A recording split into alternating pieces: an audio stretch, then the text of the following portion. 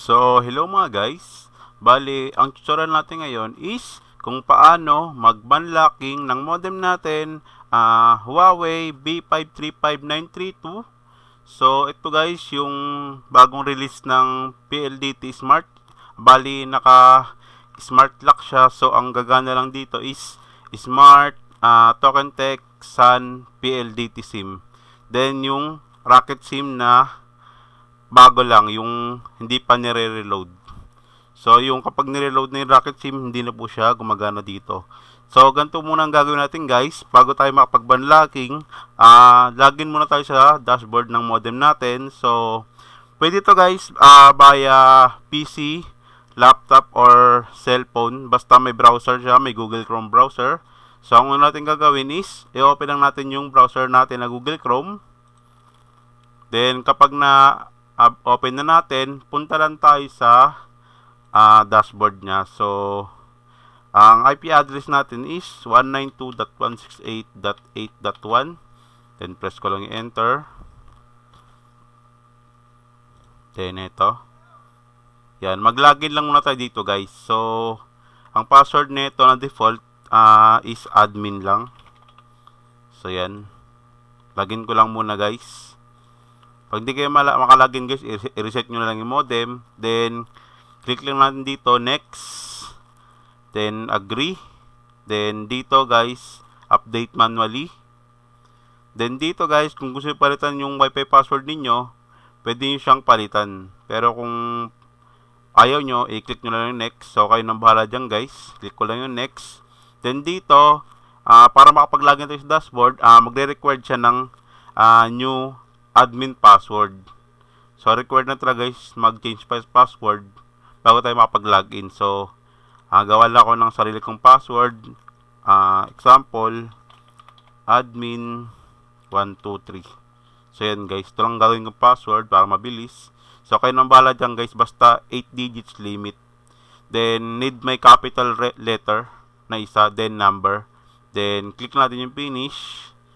Yan. Saving your settings. Then, wait lang natin mag-load guys.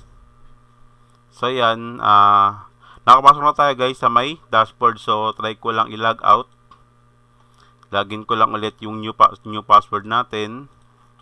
Admin 123. So, yan. Click ko lang yung login guys. So, yan guys. Kapag nakalagin na tayo, makikita nyo to.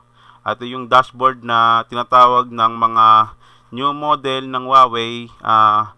Blue Pimmers. So, ito siya guys. Pakita ko lang po sa inyo yung device info ng modem natin. So, yan. Advanced System. Device Information. So, yan. Device name B535932. So, yan. Ito po. Smart PLDT lock po ito. So, Smart PLDT Token Tech Sun lang po ang pwede nyong gamitin. So, nakalock po siya sa network. So, ganito guys. Para mapag-unlocking tayo, ang gagawin lang natin is, ito pala guys. Pakita ko lang sa inyo. Etong code na to, yan, ilalagay ko na lang po sa description ng video yung code na to, yung link niya. So, i-copy lang natin to lahat. Select all. Then, copy. So, kayo na bahala dyan guys kung paano nyo i-copy. Then, kapag nakapit nyo na yung code guys, balik kayo sa may Google Chrome browser. Then, dito guys, i-right click nyo lang to. Yung dito sa may baba ng URL, right click nyo lang, then click nyo lang yung add page. Gagawa tayo ng bagong bookmark.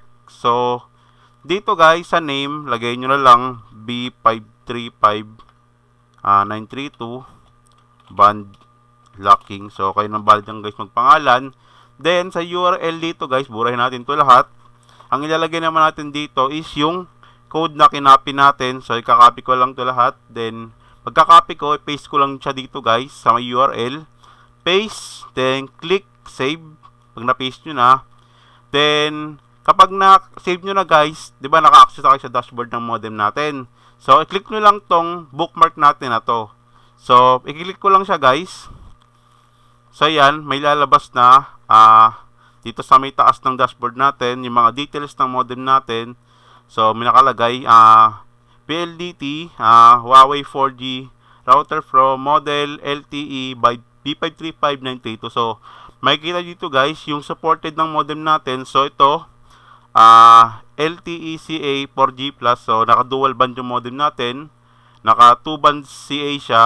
Then, ito yung supported na bands na modem natin. Band 1, band 3, band 8, band 20, band 28, band 38, band 40, and then band 41. So, ang normal na magagamit na natin dito guys, dahil smart lock siya, itong band 1, band 3, then band 28, band 38 pwede rin, band 40, and then band 41. So, yun lang po ang meron na band na available yung smart dito sa atin. So, dahil lock yung modem natin, sa smart lang siya magagamit. So, eto guys, makikita yung details. Kung anong band yung nakaset. Ito naka-auto kasi siya guys. Di pa talaga band locking, kaya nakaset dyan sa auto band lock siya. So, PLMN 51503. So, smart siya. So, makikita nyo rin yung ibang details ng signal ng modem ninyo. Ito, yan. Cell ID, ANB ID. So, PCI. Then, signal quality, yan as RSRP, RSSI, RSRQ, then SINR. So, eto guys, meron tayong 4 na menu dito guys. So, yan, may kita sa gilid. Band frequency, graph slide, cell mapper, then speed test. So, eto guys, yung ang gagawin natin, pakita ko lang sa inyo guys. I-click ko lang tong graph slide. So, yan. Pag-click nyo yung graph slide na yan, guys, may kita nyo yung signal quality ng modem natin. So, yan. May kita nyo yung RSRP, RSRQ, SINR. So, ito guys, yung pang-banlocking natin na to, pwede rin sa mga cellphone to. Basta may Google Chrome browser or Kiwi browser, pwede rin siya. So, ito guys, yan. May kita nyo dito yung signal quality. Then, kung gusto nyong maalis tong signal quality, click nyo lang yung reload page. Then, mawawala ulit yung pang-banlocking natin. Click nyo lang ulit yung bookmark natin na B535932 banlocking. Click nyo lang para bumalik lang ulit. So, ganun lang siya guys. Kapag nawala, click nyo lang ulit yung bookmark na yon. So, then, eto guys, sa graph slide yun sa ito, signal quality. So, paano tayo mag-banlocking ngayon guys? So, ganitong gagawin natin. Click lang natin tong band frequency. So, yan. May nakalagay dito, please input the desired LTE band number. If you want to use multiple LTE bands, enter multiple range numbers. Example, band 1 plus band 3 or band 28 plus band 28 or band 28 plus band 41. If you want to use all supported bands, enter auto. So, dito guys, naka-auto siya ngayon.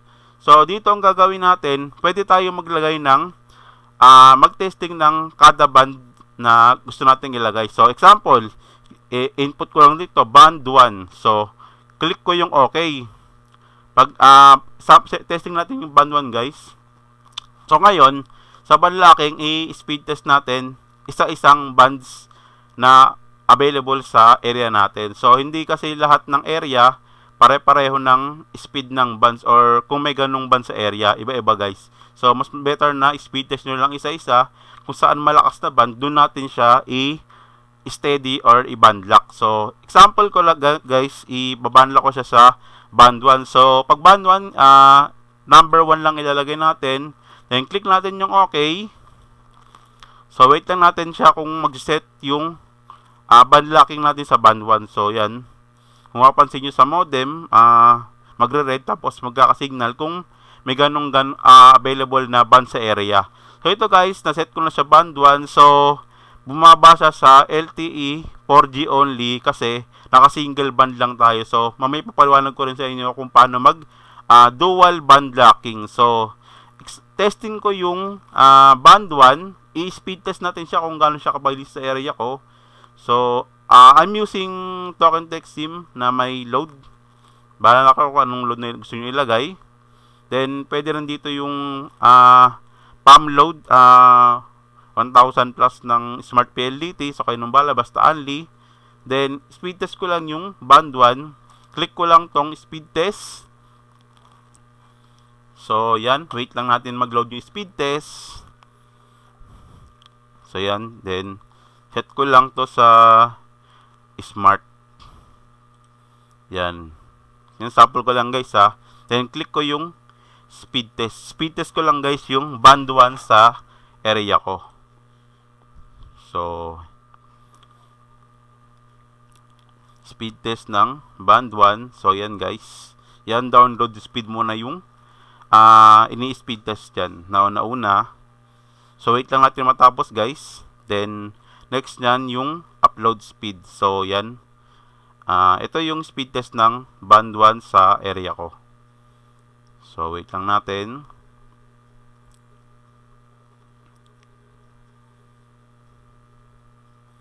So, band 1, 29 Mbps download speed and then 42 Mbps upload speed. So, next natin, hindi ko natin i-close guys, is iset naman natin sa band 3. So, click nyo lang yung band frequency, then type nyo number 3, click OK, then wait nyo lang mga 10 seconds to 15 seconds. So, yan, magkaka-signal siya. So, yan, maganda yung signal quality ng band 3 sa area ko. Then, check ko lang din kung ano yung speed niya. Click ko lang ulit tong speed test sa menu natin. So, yan, ayusin ko lang.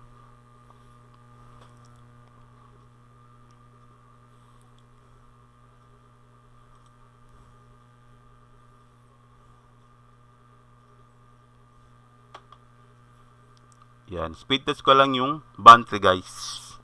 So, bago pala kayo after nyo mag-banlocking, mas better na mag-wait na kayo ng 30 seconds after nyo mag-set ng banlock.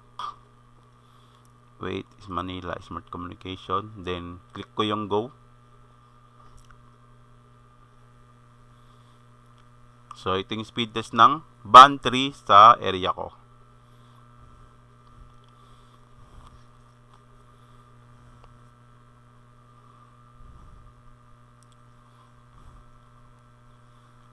So, 18 Mbps download speed. So, nag-iiba rin guys yung speed test conforme sa oras. Minsan kasi may oras na congested yung lugar natin, maraming gumagamit. Possible na humina yung speed ng modem natin. So, mas better talaga na mag-change band tayo. So, ito yung speed test ng band 3 ko. So, mas maganda yung speed test ng band 1 ko kaysa sa band 3. So, ganun lang guys, speed test ng single band. Tinesting ko lang yung band na band 1 and then band 3. So, Sony support, kayo na magbahala mag-speed test.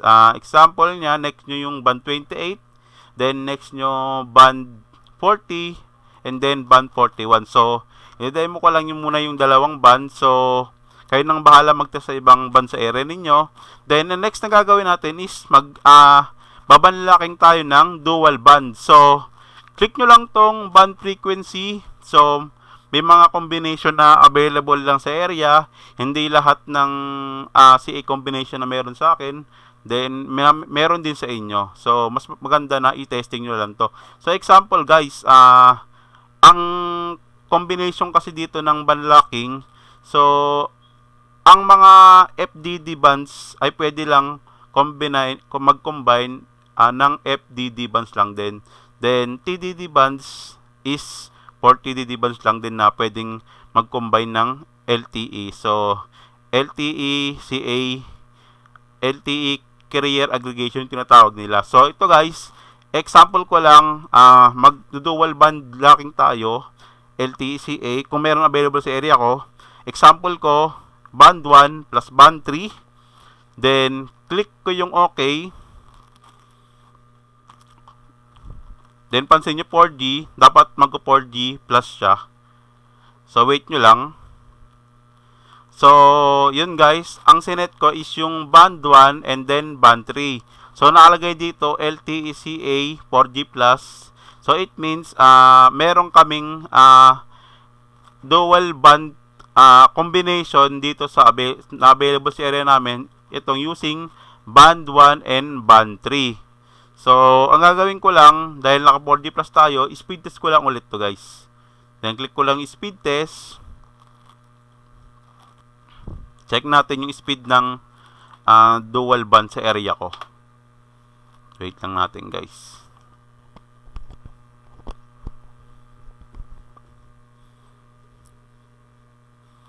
Yan, gawin ko lang smart. Then yan guys, then click nyo lang yung go. Yan, ito speed test ko ng LTE plus band 1 and then band 3. So yan guys.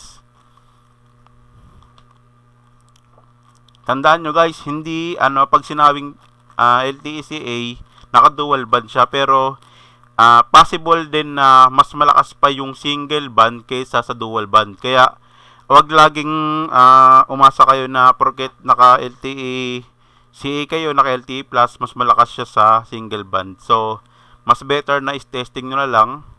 Minsan mas stable pa nga yung single band lang eh. So ito yung tawag dito, speed ng band 1 plus band 3 LTE CA combination sa area ko. So ito pa, example pa lang ulit ako isa guys. So example ko naman ngayon yung band 3 and then band 28. So lagay ko lang dito 3 plus 28. So okay. Then wait lang natin mag-set guys.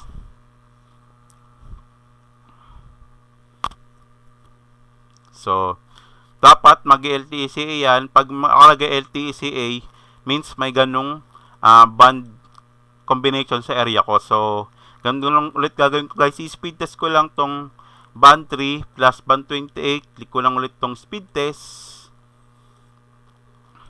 So wait lang natin. After nyo mag-set ng banlaking guys, mas better na maghintay kayo ng 30 seconds. So yan, refresh ko lang ulit. Then ayusin nyo lang yung server. So click ko lang yung go. Speed test ng band 3 and then band 28.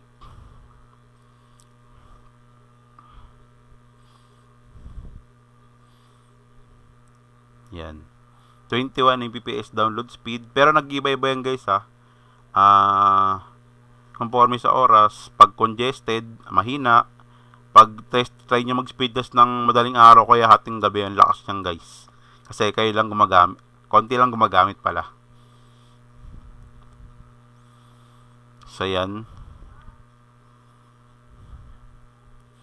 Yan, ito yung parang mas malakas pa yung speed test ng band lang So ganito, papakita ko lang sa inyo guys yung iba sinasabi ko. Ibabanlain ko lang yung ibang band. Example ko lang. Band 1 plus band 28 kung meron sa area namin. So wait ko lang. So yan, naka LTE nakalagay 4G plus PLDT means mayroon pa rin combination sa area namin, naka LTE CA siya. So next, testing ko lang yung band 28 tsaka 41. Okay.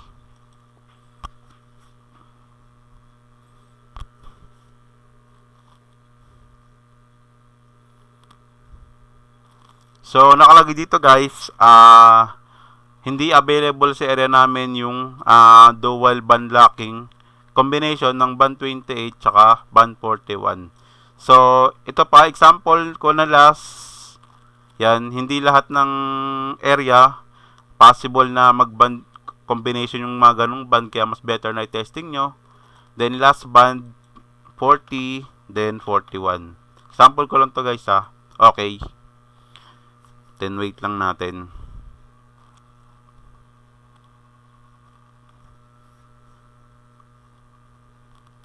So yan guys, mayroong LTE 4G plus using band 1, band 41, then band 40. So yun lang guys ang sample ko ng pag-band locking. So kayo nang bahala dyan guys mag-test. Ito lang way para makapag-band lock tayo ngayon sa ito, kasi naka-admin account na siya. Kaso wala naman band locking sa dashboard siya. So pakita ko lang sa inyo, network settings, then, 'mobile network settings. Then, mobile network settings. So, ito lang makikita nyo sa kanya. Wala yung, network settings. Then, mobile network settings. So, ito lang makikita nyo sa kanya. Wala yung, network settings. Then, mobile network settings. So, ito lang makikita nyo sa kanya. Wala yung ban locking. So, naka-admin account, pero walang ban locking. So, dito naman, close ko lang tong speed test. May menu pa tayo dito isa na cell mapper. So, para makita nyo yung mga tower na available sa area. So, ito, Manila. Yan, Manila. So, hindi lahat ng nasa cell mapper accurate. 'Di ba? Tulad nito. Minsan dito, nasa dagat. Ayan, oh. Bantry daw sa dagat. Ewan ko lang kung totoo yan. So, yan. Check nyo na lang din. Pero, hindi lahat to tama na itong lugar na yun may tower. Kaya mas better na mag-banlocking na lang kayo. Yun. So, yun lang guys yung tutorial natin ng banlocking ng Huawei B535 932 Blue firmware. So, yun lang guys. Maraming salamat sa panonood.